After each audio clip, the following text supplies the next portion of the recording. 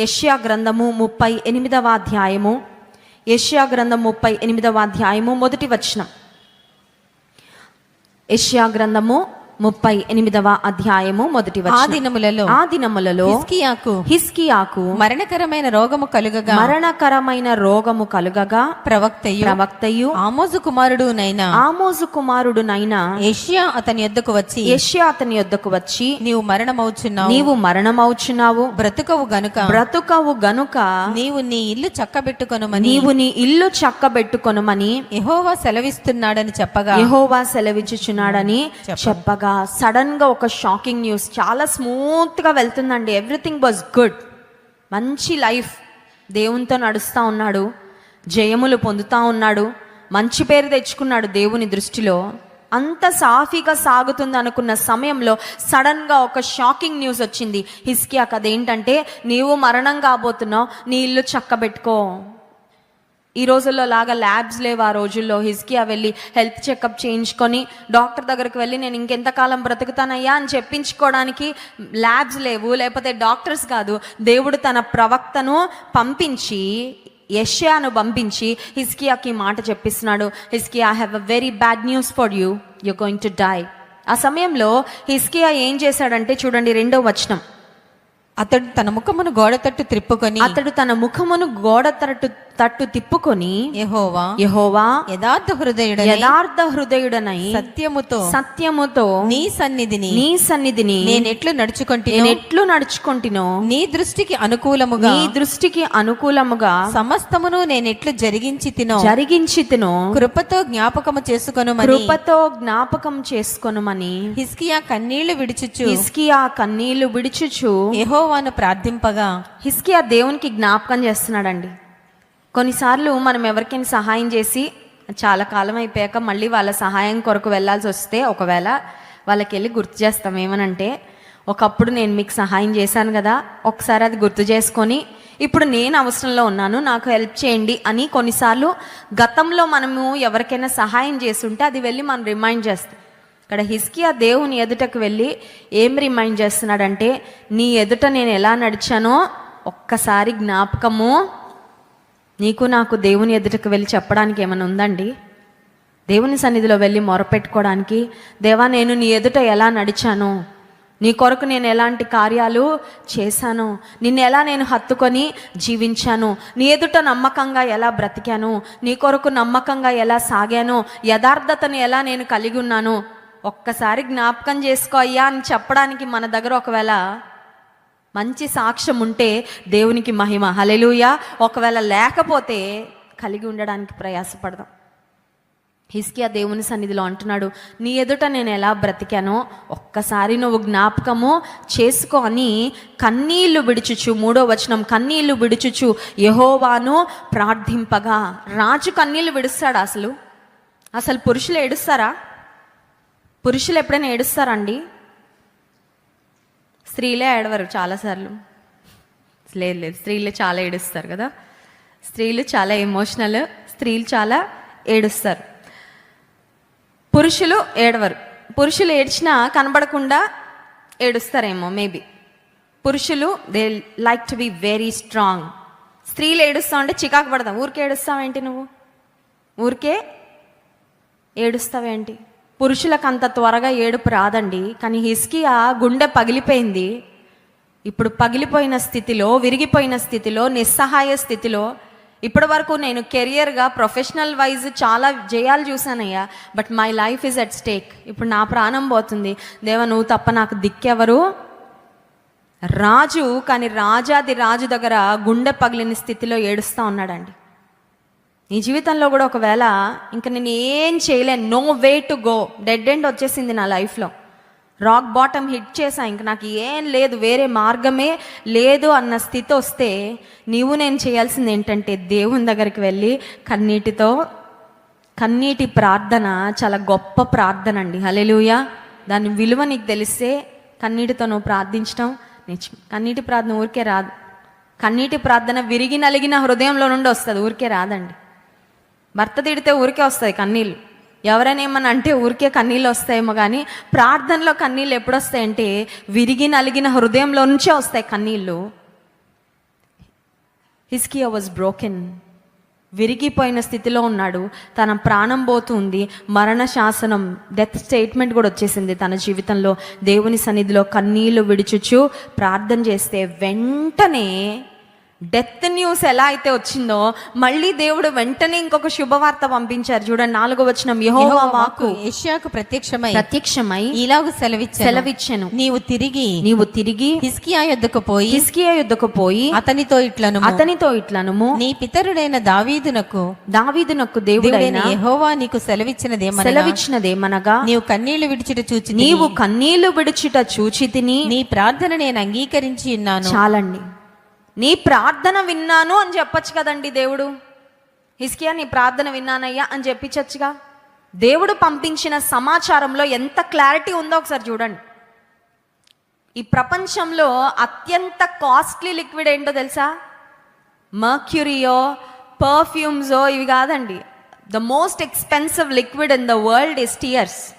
కన్నీళ్ళు చాలా విలువైన లిక్విడ్. ఎందుకంటే ఈ కన్నీళ్ళలో చాలా ఎమోషన్స్ ఉంటాయి కదా, చాలా బాధ మన కన్నీళ్ళ రూపంలో బయటకు వస్తూ ఉంటుంది చాలాసార్లు.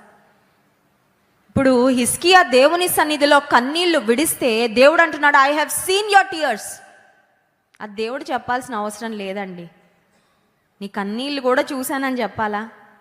కన్నీళ్లు చూశాను అని దేవుడు చెప్పాడంటే హిజ్కియా యొక్క కన్నీటికి దేవుడు విలువిచ్చాడా, విలువ ఇవ్వలేదా? అంటే నీవు నేను దేవుని సన్నిధిలో కన్నీరు కారిస్తే దేవుడు చికాకు పడతాడా? నీవు నేను కన్నీరు గారిస్తే అది వేస్ట్ అవుతుందా? అవ్వదు. హిజ్కియా యొక్క కన్నీళ్లను దేవుడు చూసి మళ్ళీ యెషయాకు చెప్పి పంపించాడు. ఏమనంటే, ఐఎమ్ ష్యూర్ హిజ్కియా అందరు చూసేటట్లు ఏడ్చుండడు. రాజు కదా, he has his own privacy. రాజు దగ్గరికి, రాజు అంతఃపురంలోకి అందరేం వచ్చారు, అందరేమి చూసే పరిస్థితులు ఉండవు. అయినా రాజు మనుషులందరూ ఎదుట కనబడేటట్లు ఎందుకు ఏడుస్తాడండి? రహస్యంగా గోడ వైపుకు తిరిగి ఎవరు చూడకుండా హిజ్కియా కన్నీళ్లు విడిచాడు. కానీ దేవుడు నీవు కన్నీళ్లు విడుచుట చూచితిని, నీ ప్రార్థన అంగీకరించాను. హల్లెలూయా. ప్రేమైన తల్లి, ఎవ్వరు చూడనప్పుడు నువ్వు కన్నీరు కారుస్తున్నావే, గుండెలు బాదుకుంటూ నువ్వు రోధిస్తున్నావే, ప్రేమైన తమ్ముడు నువ్వు ఏడుస్తున్నావే, నా పరిస్థితి ఏంటి, నా భవిష్యత్ ఏంటి, నాకు సహాయం చేసేవారు ఎవరు, what is going to be my future అని ఆలోచిస్తున్నావు కదా. దేవుడు నీతో కూడా మాట్లాడుతున్నాడు. నీవు కన్నీళ్లు విడుచుట చూశాను, నీ ప్రార్థన నేను అంగీకరించి. దేవుడిచ్చిన ఒక శుభవార్త 6వ వచనం చూడండి.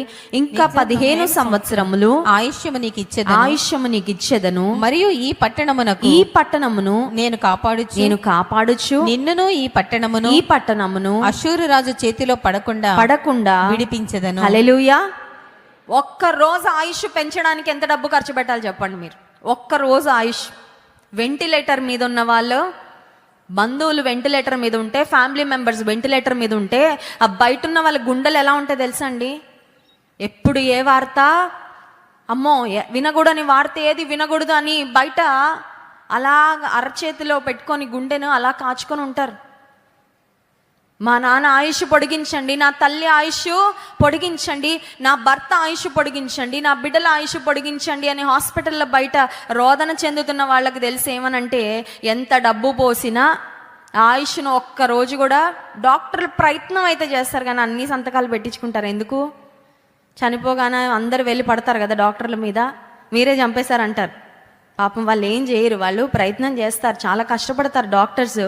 కానీ తమ వారిని కోల్పోయిన వేదనలో ఈ పేషెంట్లు ఏం చేస్తారంటే డాక్టర్లను కొడతా ఉంటారంట.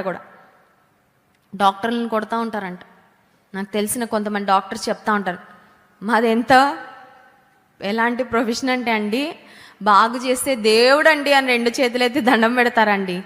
బై ఎనీ ఛాన్స్ మేము ఎప్పుడు కోరుకోము, మా బెస్ట్ ప్రయత్నం మేము చేస్తాం. పేషెంట్కి ఏమన్నా అయితే కొన్నిసార్లు మా మీద పడి మమ్మల్ని కొడతారండి, మమ్మల్ని అటాక్ చేస్తారు. మేము ఎంత సహాయం చేసినా వాళ్ళు ఉన్న బాధలో అర్థం చేసుకోకుండా మా మీద దాడి చేస్తారు. డాక్టర్ల మీద కూడా చాలా దాడులు జరుగుతూ ఉంటాయి. కొన్నిసార్లు న్యూస్ ఛానల్స్లో కూడా చూపిస్తూ ఉంటాను, పలానా వాళ్ళ ఫ్యామిలీ మెంబర్స్ వచ్చి డాక్టర్స్ మీద దాడి చేశారు. ఎంత అద్భుతమైన ప్రొఫెషనల్ అయినా, ఎన్ని మెడికల్ ఫెసిలిటీస్ ఎక్విప్మెంట్ ఉన్న super speciality multi speciality hospital అయినా, ఎన్ని వేలు లక్షలు పోసినా ఆయుష్ను ఒక్క రోజైనా ఎక్స్టెండ్ చేయగలరా? No way. డాక్టర్స్ అంటే ప్రయత్నం అయితే చేస్తామండి, కానీ ఆయన చేతిలో ఉంది, దేవుడి చేతిలో ఉంది. We can only try. కానీ హిజ్కియా కన్నీళ్లు విడవగానే దేవుని హృదయం ఎంత కరిగిపోయిందంటే, హిజ్కియాస్ టీయర్స్ మూవ్డ్ గాడ్స్ హార్ట్. దేవుడు వెంటనే యెషయా ప్రవక్తతో పంపించిన సమాచారం, 15 సంవత్సరాలు నీ ఆయుష్ని నేను పొడిగిస్తున్నాను. Hallelujah. I'm going to extend your life for 15 years. 15 years అంటే ఎంత డబ్బు పోస్తే వస్తుందండి ఆయుష్? 1 గంట కూడా పొడిగించలేరే మనుషులు ఎంత ప్రయత్నం చేసినా. దేవుడు అంత ధారాళంగా, అంత లావిష్గా హిజ్కియాను బ్లెస్ చేశాడండి. హిజ్కియా యొక్క కన్నీటిని దేవుడు ఆనర్ చేసి, హిజ్కియా యొక్క కన్నీటిని దేవుడు గమనించి ప్రతిఫలము ఇచ్చాడు. యాకోబు పత్రిక 5వ అధ్యాయము 16వ వచనంలో యాకోబు భక్తుడు ప్రార్థనా శక్తిని గురించి రాస్తూ ఈ మాటలు పలికాడు. చూడండి, యాకోబు పత్రిక 5వ అధ్యాయము 16వ వచనం. మీ పాపములను ఒకనితో ఒకడు ఒప్పుకొనుడి, మీ పాపములను ఒకనితో ఒకడు ఒప్పుకొనుడి, మీరు స్వస్థత పొందునట్లు, మీరు స్వస్థత పొందునట్లు ఒకని కొరకు ఒకడు ప్రార్థన ఒకని చేయుడి, కొరకు ఒకడు ప్రార్థన చేయుడి. నీతిమంతుని విజ్ఞాపన, నీతిమంతుని విజ్ఞాపన మనఃపూర్వకమైనది, మనఃపూర్వకమైనదై బలము గలదై ఉండును, బహుబలము గలదై ఉండును. హల్లెలూయా. ప్రార్థన బలమైనదంట. ఎందుకంటే బలమైన కార్యాలు ప్రార్థన ద్వారా సాధించుకోగలం. హిజ్కియా జీవితంలో అదే రుజువైంది. స్వస్థత పొందునట్లు ఒకని కొరకు ఒకడు ప్రార్థన, ఒకరి కొరకు ఒకరు ప్రార్థన చేసుకోవడం చాలా చాలా అవసరం. అందుకే ఆత్మీయ తండ్రి గారు జాన్ వెస్లీ గారు చెప్తా ఉంటారు కదా, ఆరాధన అయిపోయాక ఆమె నన్ను లోపే అక్కడ గేటు దగ్గరికి వెళ్ళొద్దు అని చెప్తారు. ఎందుకు? 2-3 పలకరించండి, 2-3 అయినా ఒక చక్కని పరిచయం పెంచుకోండి. ఎందుకంటే ఇది దేవుని కుటుంబం కదా. Christ worships and mega church అండి, ఇంతమంది ఉంటారండి, ఇన్ని వేల మంది. కరెక్టే, అన్ని వేల మంది. కానీ నీ ప్రక్కన ఉన్నారు కదా, వారితో నువ్వు మాట్లాడొచ్చు, నీ ప్రక్కన ఉన్న వారిని నువ్వు పలకరించవచ్చు. యూ కెన్ ఆస్క్ దమ్, మీ కొరకు నేను ఏమన్నా ప్రార్థన చేయగలనా? మీ పేరేంటండి? మీ కొరకు నేను ఏమన్నా ప్రార్థన, పక్కన వాళ్ళ ప్రార్థన అవసరత తెలుసుకోండి, మీ ప్రార్థన అవసరత వాళ్ళకి చెప్పండి. ఒక చక్కని బాండింగ్ ఏర్పడుతుంది. కొరకు ఒకరు ప్రార్థించవచ్చు. ఒకరి కొరకు ఒకరు ప్రార్థించినప్పుడు ఏమవుతుందంట? స్వస్థత పొందుతామంట. నీతిమంతుని ప్రార్థన మనఃపూర్వకమైనదై బహుబలము గలదై. హిజ్కియా ప్రాణాన్ని నిలబెట్టింది ఏంటంటే ప్రార్థనే. హిజ్కియా ప్రాణాన్ని నిలబెట్టింది. మరి ఏ ప్రయత్నం అన్నా చేశాడండి? ఏ ప్రయత్నం చేయలా. ఆయన దగ్గర రాజ్యంలో ఉన్న బెస్ట్ డాక్టర్స్ని పిలిపించాడా హిజ్కియా? బెస్ట్ డాక్టర్స్ని పిలిపించి మీరు ఏం చేయగలరో చేయండి, అన్ని ప్రయత్నాలు చేయండి, నా దగ్గర ఉన్న రాజ్యాన్ని, ఆస్తిని మీకు రాసేస్తాను ఏమైనా చెప్పాడా? ఏమి చెప్పలా. దేవాది దేవుని సన్నిధికి వెళ్ళి కన్నీళ్లు విడుస్తూ యథార్థంగా విరిగి నలిగిన హృదయంతో హిజ్కియా ప్రార్థన చేస్తే దేవుని హృదయం వెంటనే కరిగిందండి. When you pray with tears, it moves God's heart. నీవు కన్నీటితో ప్రార్థన చేస్తే దేవుని హృదయం కదిలించా. కొన్నిసార్లు పిల్లలు ఏడుస్తా పేచి పెడతారు. ఎందుకంటే వాళ్ళకి తెలుసు ఏడవడం ఒక మంచి టెక్నిక్ అని. ఏదైనా కావాలంటే త్వరగా ఏడవాలి. కొన్నిసార్లు ఇంట్లో పిల్లలు కూడా అంతే, ఏడ్చిన వాళ్ళు గెలుస్తూ ఉంటారు ఎప్పుడు. అంటే వాళ్ళకి అర్థమైపోయింది ఏమనంటే ఏడిస్తే మనం ఏదైనా త్వరగా సాధించు. కానీ అది మనకు తెలియదు చాలాసార్లు కదండి. కన్నీటితో ఒక్కరమే ఏడ్చుకుంటాం. నా బ్రతికేంటో అని ఏడుస్తారు కొంతమంది. వాళ్ళు ఎందుకు ఇలా అన్నారో అని ఏడ్చుకుంటారు. నాకు ఇంత కష్టం వచ్చింది ఏంటో అని ఏడ్చుకుంటారు. ఈ రోగం ఏంటో అని ఏడ్చుకుంటారు. కానీ అదే ఏడుపు దేవుని సన్నిధిలో ఏడవడం చాలా మందికి రాదండి. కానీ నీవు కార్చే ఆ కన్నీరే మనుషుల ఎదుట కాకుండా, నీతో నువ్వు కాకుండా దేవునితో నీవు చెప్పుకుంటూ కన్నీరు కారిస్తే దేవుని హృదయం వెంటనే కదిలించబడుతుంది. దేవుడు వెంటనే నీ జీవితంలో కార్యము జరిగిస్తాడు. ఒకవేళ కన్నీటి ప్రార్థన అనుభవం లేదా, ఈరోజు నుంచి put it in to practice. కన్నీటి ప్రార్థనను మీ జీవితంలో అలవర్చుకోండి. గొప్ప ఆశీర్వాదం, గొప్ప దీవెన పొందుకుంటారు. మా కుమార్తె ధన్య హాస్పిటల్లో అడ్మిట్ అయినప్పుడు రీసెంట్గా ఫుడ్ పాయిజన్ అయ్యి తనకి హాస్పిటల్ అడ్మిట్ అయింది హైదరాబాద్లో. ఆ సమయంలో నేను ఇక్కడ ఉన్నాను ఆరాధన అయిన తర్వాత సండే ఈవినింగ్ ఆ రోజు వైజాగ్లో బ్లెస్సింగ్ మీట్ ఉంది. బ్లెస్సింగ్ మీట్ చూసుకున్న తర్వాత 11 గంటల ఫ్లైట్కి జాన్ వెస్లీ గారు, నేను లాస్ట్ ఫ్లైట్, మేము వెళ్ళేసరికి 12:30 అయింది. 12 గంటలకు మేము ఎయిర్పోర్ట్లో దిగాము హైదరాబాద్లో. 1 గంటకు హాస్పిటల్కి వెళ్ళాం కుమార్తె దగ్గరికి. వెళ్ళిన తర్వాత అమ్మ నాన్నని చూడగానే ప్రాణం లేసొచ్చింది. She is very relieved. ఆ తర్వాత కడుపులో ఇన్ఫెక్షన్ అట్లానే ఉంది, చాలా సఫర్ అవుతుంది. ఆ సమయంలో నా కుమార్తె నన్ను అడిగిన ఒక రిక్వెస్ట్ ఏంటంటే, మమ్మీ నా కోసం ప్రార్థన, ఓన్లీ ప్రార్థన కాదండి, కన్నీటితో ప్రార్థన చేయని అడిగింది. కన్నీటితో ప్రార్థన. నేను చెప్పాను, నేను ఆల్రెడీ నీ కొరకు కన్నీటితోనే ప్రార్థన చేశాను అన్న. నాకు ఎంత సివియర్గా ఉందో నీ పరిస్థితి తెలియదు, కానీ నాకు తల్లిగా నాకు దేవుడు తెలియపరుస్తాడు కదా, I prayed with tears already అంటే అంటుంది, లేదు మమ్మీ, నా ముందు నా కొరకు కన్నీటి ప్రార్థన చేయి. ఎందుకంటే నువ్వు లేనప్పుడు గ్లోరత్త నా కొరకు వచ్చి కన్నీటి ప్రార్థన చేయగానే ఒక 1 అవర్ వరకు నాకు మళ్ళీ కడుపు నొప్పి. నాకు తెలుసు మమ్మీ, కన్నీటి ప్రార్థనలో ఉన్న శక్తి ఏంటో నాకు తెలుసు. ఇప్పుడు నువ్వు కూడా నా కొరకు అది చేస్తావా అని అడిగిందండి. హల్లెలూయా. అంత కష్టం వచ్చింది నా బిడ్డకని నాకు బాధ కలిగినప్పటికీ ఒక విషయంలో ఆనందించాను, ఏమనంటే ప్రార్థనా శక్తి ఏంటో ఆ పరిస్థితి ద్వారా తను అనుభవపూర్వకంగా తెలుసుకుంది. దేవుని మీద ఆధారపడడం అంటే ఏంటో కూడా దేవుడు అనుభవపూర్వకంగా ఆ బిడ్డకు నేర్పించాడని ఆ శ్రమలో కూడా ఉన్న ఆశీర్వాదాన్ని బట్టి దేవుని స్తుతించానండి. హల్లెలూయా. హిజ్కియా జీవితంలో దేవుని హత్తుకొనే నడిచాడు, దేవునితోనే నడిచాడు, ఎన్నో జయాలు పొందాడు. కానీ ఒకానొక సమయం వచ్చినప్పుడు దేవుని సన్నిధిలో కన్నీటి ప్రార్థన చేసిన తర్వాత దేవుడు గొప్ప జయం ఇచ్చి 15 సంవత్సరాలు తన ఆయుష్ను పొడిగించాడు. But that was not the end. ఇప్పుడు 15 సంవత్సరాలు దేవుడు ఆయుష్. ఇలాగే ఒక సహోదరికి భయంకరమైన వ్యాధి వచ్చి హాస్పిటల్లో అడ్మిట్ అయిందంట. హాస్పిటల్ అడ్మిట్ అయిన తర్వాత డాక్టర్స్ చెప్పారంట, కష్టం అమ్మ, ఇంకా సర్వైవల్ చాలా చాలా కష్టం అనగానే కన్నీటి ప్రార్థన చేసుకుంది. హిజ్కియాలాగా ప్రార్థన చేసుకోగానే డాక్టర్స్ వచ్చి చెప్పారు, ఇంకొక 15-20 సంవత్సరాలు నీకు ఏ డోకా లేదమ్మా, చాలా బాగుంటావు, ఏం పర్వాలేదు, రిపోర్ట్స్ అన్నీ నార్మల్ అయిపోయాయి అనగానే, ఎలాగో అడ్మిట్ అయ్యాను కదా, ఇన్సూరెన్స్లో అన్నీ కవర్ అయిపోతాయని ఫేస్ లిఫ్ట్, ఆ లిఫ్ట్, ఈ లిఫ్ట్ అన్నీ చేసుకొని కాస్మెటిక్స్, ఆ తర్వాత ప్లాస్టిక్ సర్జరీస్ ఈ రోజుల్లో చాలా ఎక్కువైపోయాయి. నేను రీసెంట్గా దుబాయ్ వెళ్ళినప్పుడు అక్కడ నాకు ఒక ఆశ్చర్యకరమైన విషయం తెలిసింది. అదేంటంటే దుబాయ్ స్త్రీలు ప్లాస్టిక్ సర్జరీలకు చాలా ఇంపార్టెన్స్ ఇస్తారంట. అంటే పుట్టిన పోలిక కాకుండా ఆ పోలికలన్నీ మార్చేసుకుంటారంట. నాకు ఇలా కావాలి, అలా కావాలని అందం కొరకు, రూపం కొరకు చాలా డబ్బులు ఖర్చు పెడతారంట అక్కడున్న స్త్రీలు.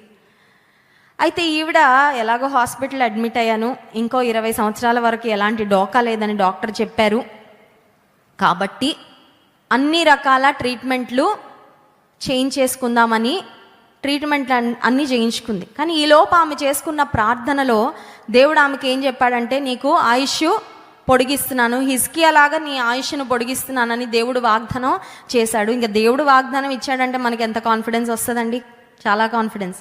సో అన్ని ట్రీట్మెంట్లు చేయించుకొని డిశ్చార్జ్ అయ్యి రోడ్డు దాటుతుంది, హాస్పిటల్ దగ్గర రోడ్డు దాటుతుంటే లారీ వచ్చి కొట్టేసి చనిపోయింది. చనిపోయాక పరలోకానికి వెళ్ళి దేవుని ముందు నిలబడగానే ఫస్ట్ క్వశ్చన్ అడుగుతుంది, దేవా, హిజ్కియాలాగా ఆయుష్ను పొడిగిస్తానన్నావు కానీ నన్ను ఎందుకు తీసేసుకున్నావు? నేను భవిష్యత్తు కొరకు చాలా ప్లానింగ్ చేసుకున్నాను, అన్నీ ఏర్పాట్లు చేసుకొని చాలా హ్యాపీగా ఉన్నాను, నన్ను ఎందుకు ఇలా డిసప్పాయింట్ చేసావంటే దేవుడు అన్నారంట, అమ్మ నిన్ను నేను గుర్తుపట్టలేదు అన్నాడంట.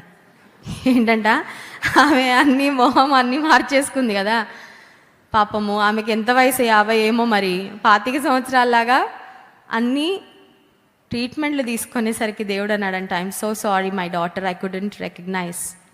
ఒక జోక్ లాగే అనిపిస్తుంది, కానీ ఆమెకు ఆయుష్ పొడిగించబడింది అనగానే ఆమె స్పిరిచువల్ లైఫ్లో ఒక రిలాక్సేషన్ అనమాట.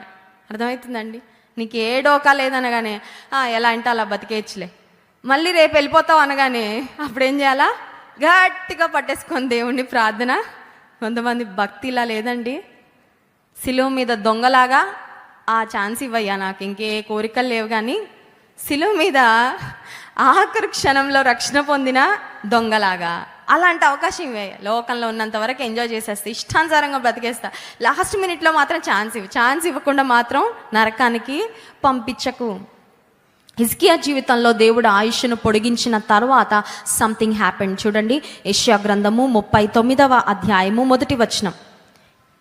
యెషయా గ్రంథం 39వ అధ్యాయము 1వ వచనం. ఆ కాలమందు బబులోను రాజును బలదాను కుమారుడైన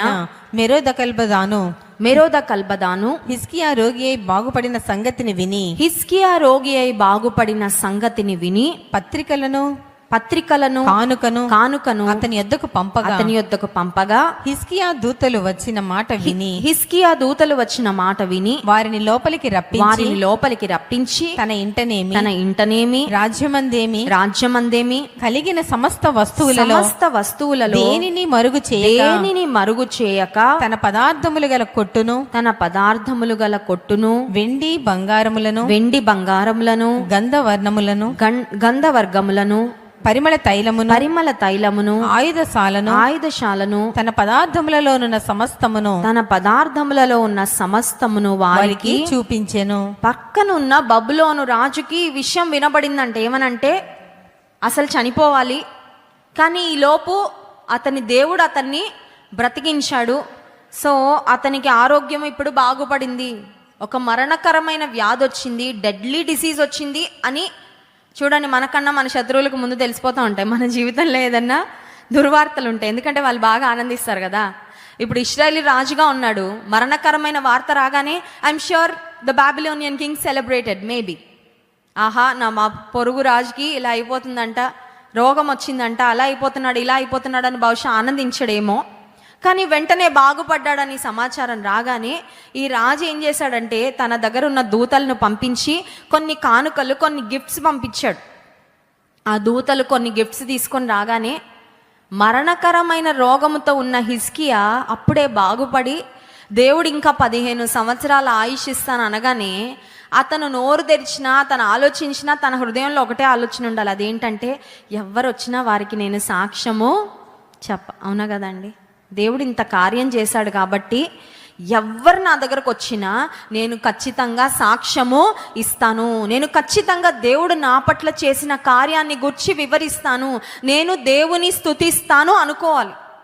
కానీ ఈ హిజ్కియా ఏం చేస్తున్నాడంటే వాళ్ళు రాగానే ఇతని ఖజానా మొత్తం ఓపెన్ చేసి ఇతని దగ్గర ఏమేమి సంపదలు ఉన్నాయో అవన్నీ చూపిస్తా ఉన్నాడు. అంటే అర్థం ఏంటంటే తన గొప్పతనాన్ని, తన ఘనతను ప్రదర్శించుకోవాలని. మనం ఎప్పుడు ప్రదర్శించుకోవాలనుకుంటామంటే గొప్పగా ఫీల్ అవ్వాలనిపించినప్పుడు, అంతే కదండి. కొంతమంది దే ఆర్ రిచ్ అంట, కొంతమంది దే లుక్ రిచ్ అంట, అర్థమవుతుందండి. కొంతమంది ధనవంతులుగా ఉంటారంట కానీ వాళ్ళు చూపించుకోరు, కొంతమంది ధనవంతులుగా ఉండరు కానీ చూపించుకుంటారు చాలా ధనవంతుల్లాగా. వాళ్ళని చూస్తే ఏమనిపిస్తుంది అంటే అమ్మో. ఒకసారి ఒక వ్యక్తి జాన్ వెస్లీ గారి దగ్గరకు వచ్చాడు, ఫుల్ బ్రాండెడ్, ఇంకా మామూలు బ్రాండ్లు కాదు, వాటి పేర్లు కూడా తెలియలేండి నాకు, I'm not a brand person. బ్రాండ్లన్నీ వేసుకొని అతని వాచ్, అతని అసలు మామూలుగా లేడు, అతను చేసిన హడావిడి కూడా మామూలుగా లేదు.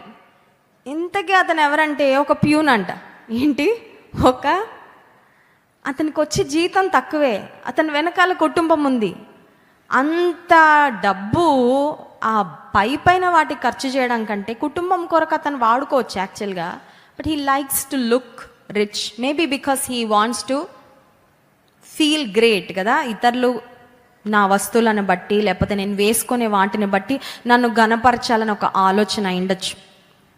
ఇక్కడ హిజ్కియా దేవుడు అతన్ని స్వస్థపరిచిన తర్వాత, దేవుడు అతన్ని బాగు చేసిన తర్వాత అతని నోట సాక్ష్యం ఉండాలి, అతని మనసులో దేవుని ఎలా గణపరచాలి, నేను నా బ్రతుకుని దేవుడు నిలబెట్టాడే, నా ఆయుష్ను దేవుడు పొడిగించాడే, ఆయన రుణం నేను ఎలా తీర్చుకోవాలి అనే ఆలోచన కలిగి ఉండాల్సిన హిజ్కియా బబులోను రాజు కొంతమంది దూతలను పంపించి అతనికి కొన్ని కానుకలు పంపించగానే సరిగ్గా ఆలోచించకుండా తన దగ్గర ఉన్న సంపద అంతా కూడా చూపించేసిన తర్వాత ఏం జరిగిందో చూడండి. 6వ వచనం 5వ వచనం నుండి చదువుదాం. అంతటా యెషయా హిజ్కియాతో ఇట్లా నేను యెహోవా సెలవిచ్చిన మాట వినుము, యెహోవా సెలవిచ్చు మాట వినుము. రాబో దినములలో ఏమీయు మిగలకుండా నీ ఇంటనున్న సమస్తమును నేటి వరకు నీ పితరులు సమకూర్చి దాచిపెట్టినది అంతయు బబులోను పట్టణమునకు ఎత్తుకొని పోవుదురని సైన్యములకు అధిపతియగు యెహోవా సెలవిచ్చు యెహోవా సెలవిచ్చు. మళ్ళీ దేవుడు ప్రవక్త అయిన యెషయాను పంపించి this was a punishment for Hezekiah's pride. హిజ్కియా యొక్క గర్వానికి దేవుడు వెంటనే శిక్ష పంపించాడు. ఏమనంటే, అన్నీ చూపించుకున్నావు కదయ్యా, అవన్నిటిని శత్రువులు వచ్చి దోచుకొని వెళ్ళిపోతారు, నీ జీవితము ఖాళీ అయిపోబోతా ఉంది. Pride is like a virus. ఒక వైరస్ కన్నా ప్రమాదమైనది గర్వం అండి. కంప్యూటర్లో, సెల్ ఫోన్స్లో వైరస్ ఏమన్నా వస్తే మనకు తెలిసి ఏమవుతుందో, ఫైల్స్ అన్నీ డిసపియర్ అయిపోతూ ఉంటాయి కదండి. కంప్యూటర్ వాడే వాళ్ళకి తెలుసు. వైరస్ వస్తే కంప్యూటర్లోకి యాంటీవైరస్ ఒకవేళ మనం ఇన్స్టాల్ చేయకపోతే, యాంటీవైరస్ రన్ చేయకపోతే ఏమవుతుందంటే, ఫోటోలు, ఆ తర్వాత డేటా, మన దగ్గర ఉన్న వీడియోలు, మన దగ్గర ఉన్న మ్యాటర్ మొత్తం ఆ ఫోల్డర్స్ అన్నీ అదృశ్యం అయిపోతూ ఉంటాయి. ఎందుకంటే ఈ వైరస్ వెళ్ళి వాటన్నిటిని ఎరేజ్ చేసేస్తూ ఉంటుంది మెమరీలో నుంచి. ఇప్పుడు హిజ్కియా జీవితంలో దేవుడు ఎన్నో ఆశీర్వాదాలు ఇచ్చాడు. అన్నిటికన్నా గొప్ప ఆశీర్వాదం ఆయుష్ ఇచ్చాడు, ఆరోగ్యం ఇచ్చాడు, తనకి ఎన్నో సంపదలు ఇచ్చాడు, ఆత్మీయంగా ఎంతో గొప్ప కృప ఇచ్చాడు. కానీ ఆయుష్ కాలాన్ని 15 సంవత్సరాలు దేవుడు పొడిగించిన తర్వాత హిజ్కియా రిలాక్స్ అయిపోయాడు. ఏమనంటే, ఆయుష్ ఉంది కాబట్టి ఇక పర్వాలేదులే, భక్తిగా నమ్మకంగా జాగ్రత్తగా నడవాల్సిన అవసరము. రోప్ మీద నడుస్తూ ఉంటారండి కొంతమంది, సర్కస్లో రోప్ వాక్ అంటారు కదా. రోప్ వాక్ నడిచే వాళ్ళు సగంగా వచ్చిన తర్వాత బాగానే నడుస్తున్నారు కాబట్టి ఇప్పుడు మామూలుగా రోడ్డు మీద నడిచినట్టు నడిచేద్దామని నడిచారనుకోండి, ఏమవుతారు? The very next step they fall. అంతేనా? హాఫ్ వరకు వచ్చేసానని రిలాక్స్ అయ్యారంటే పడతారు. పోనీ 75% నడిచిన తర్వాత ఇంకా కొంచెమేగా ఉంది, ఏం పర్వాలేదులే, అసలు కిందే చూడకుండా నడుస్తానని నడిచారనుకోండి, కింద. ఇప్పుడు హిజ్కియా జీవితంలో దేవుని ఎదుట భయముతో జాగ్రత్తగా నడుచుకున్న అనుభవాలు ఒక్కసారి ప్రక్కన పెట్టాడు. దేవుడు ఆశీర్వాదం ఉంది కదా, దేవుడు ఆయుష్ ఇచ్చాడు కదా, పర్వాలేదులే అని అనుకున్నాడు. వెంటనే తనలోకి అహంకారపు ఆలోచనలు ప్రవేశించగానే, instead of pointing to God, he started pointing to his riches. తన దగ్గరకున్న వచ్చిన మనుషులందరినీ కూర్చోబెట్టి వారికి చెప్పాలి, సాక్ష్యం చెప్తాను, నా దేవుడు నా పట్ల చేసిన కార్యము, నా దేవుడు నా జీవితంలో వచ్చిన కీడు ఎలా కొట్టేశాడో, నా ఆయుష్ ఎలా పొడిగించాడో చెప్తాను, కూర్చోండని వారందరికీ దేవుని గుర్చిన కార్యాలను వివరించి దేవుని మహిమపరచాల్సింది పోయి నోరు తెరిచి ఏం మాట్లాడుతున్నాడంటే, నా దగ్గర ఉన్న సంపద ఎంతో తెలుసా, నా దగ్గర ఉన్న గంధవర్గాలు ఎంతో తెలుసా, నా దగ్గర ఉన్న వెండి బంగారం ఎంతో తెలుసా, ఒకసారి అవన్నీ చూడండి అని. He is taking time to show his riches in order to be prideful. గర్వించడానికి, అహంకారంతో ఆనందించడానికి తనకున్న సంపద అంతా చూపించిన తరువాత తన జీవితంలో దేవుడు ఒక మళ్ళీ ప్రవక్త అయిన యెషయా ద్వారా పలికించాడు. ఏమనంటే, నీవేం కలిగి ఉన్నావు అవన్నీ వచ్చి శత్రువులు మోసుకొని.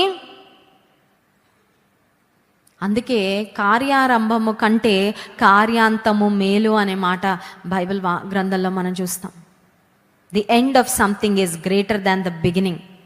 బాగా ప్రారంభించాడు తన జీవితాన్ని, ఎంత మంచి సాక్ష్యాన్ని పొందుకున్నాడో మనం చదివాం కదా. 2వ దినవృత్తాంతంలో గ్రంథంలో మనం చూసినట్లయితే, 2వ దినవృత్తాంతంలో గ్రంథం 29వ అధ్యాయం 3వ వచనంలో కూడా హిజ్కియా దేవునితో నడిచినప్పుడు ఎంత చక్కని స్తుతించే అనుభవాలను కలిగి ఉన్నాడో మనం గమనించగలం. చూడండి, అతడు తన ఏలుబడి యందు మొదటి సంవత్సరం మొదటి నెలను యెహోవా మందిరపు తలుపులను తెరచి వాటిని బాగు చేసి ఆ తర్వాత ఇవన్నీ మీరు చదివినట్లయితే వారు దేవుని స్తుతించే వారిగా వారందరినీ సిద్ధపరుస్తాడండి. ఈ హిజ్కియా రాజు అవ్వక ముందు ఆరాధన ఆగిపోయింది, మందిరపు తలుపులు మూయబడ్డాయి, దేవుని సన్నిధికి స్తుతి ధూపం చేరట్లేదు, దేవుని ప్రజలు ఎక్కడికక్కడ, మరి ఒక మాటలో చెప్పాలంటే స్పిరిచువల్ డార్మెన్సీలోకి వెళ్ళిపోయారంటే ఆధ్యాత్మికంగా నిద్రపోతున్న స్థితిలోకి వెళ్ళిపోతే వారందరినీ మేలుకొల్పి తిరిగి దేవుని ఆరాధించే వారిగా, మరి వారందరినీ దేవుని కొరకు సన్నదులుగా చేసి దేవుని ఆలయం తెరవబడడానికి, దేవుని స్తుతి ఆరాధనలు జరగడానికి లేవీయులను వారందరిని కూడా సిద్ధపరిచిన ఈ హిజ్కియా దేవుడు గొప్ప కార్యం చేసి దేవుడు ఆశీర్వదించిన తర్వాత దేవుని మార్గము నుండి తొలగిపోయాడు. మన జీవితంలో హిజ్కియా మనకొక ఎగ్జాంపుల్గా దేవుడు ఉంచాడండి, ఒక సాదృశ్యంగా దేవుడు ఉంచాడు. ఏమనంటే, ఎంత దీనస్థితిలో ఉన్నా, ఎంత దయనీయమైన స్థితిలో ఉన్నా, ఎంత నిస్సహాయమైన స్థితిలో ఉన్నా కన్నీరు విడిచి దేవుని సన్నిధిలో మనవి చేసుకుంటే, దేవుని సన్నిధిలో తగ్గించుకుంటే ఆయన కృప చూపించేవాడు. కానీ దేవుని ప్రక్కన పెట్టి అజాగ్రత్తతో మన గొప్పతనాన్నో ఇంకేదో ఏదో ప్రదర్శించుకోవాలని దేవుని ఘనపరచకపోతే దాని పర్యవసానాలు ఎలా ఉంటాయో కూడా హిజ్కియా జీవితం ద్వారా దేవుడు మనతో మాట్లాడారు.